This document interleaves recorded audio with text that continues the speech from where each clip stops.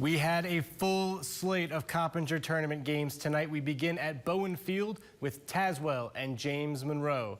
The action starts in the first. Luke Childress up for Tazewell.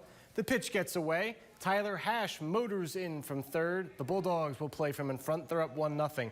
James Monroe starts to put together some offense in the second. Bailey Ridgway lines the pitch into center. The Mavs are on the board. It's 1-1. James Monroe was far from done in that second inning.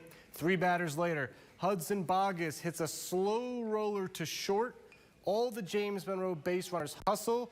Everybody's safe. There's no play for Tazewell. It's 2-1 Mavs. To the 5th, Mavs up 4-1 now. Peyton Garnier grounds it up the third base line. The ball stays fair and a run scores. The Mavericks score the final 7 runs of the game, and Caden Lowe was sharp on the mound for James Monroe, holding Tazewell to just that 1 run. The Mavericks race past the Bulldogs. 7-1 the final. Game 2 was a Mercer County battle between Bluefield and Pikeview. 2 batters into the game. The Beavers have a runner in scoring position. Davis Rockness brings him in. He flares the pitch to shallow left. Nate Redmond races around third and scores. 1-0 Bluefield. The strong start continues. 2 batters later, Landon Crane blasts the pitch to right.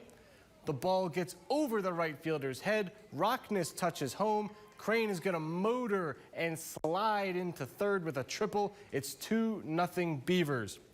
Pikeview wasted little time responding. Jared Vessel up in the bottom half with 2 runners on. He goes the other way. Both runners come in to score, and it's 2-2.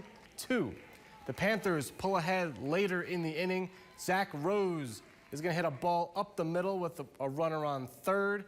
It's a nice defensive play to keep the ball in the infield, but the run does score. Pikeview takes a 3-2 lead and goes on to win 9-6.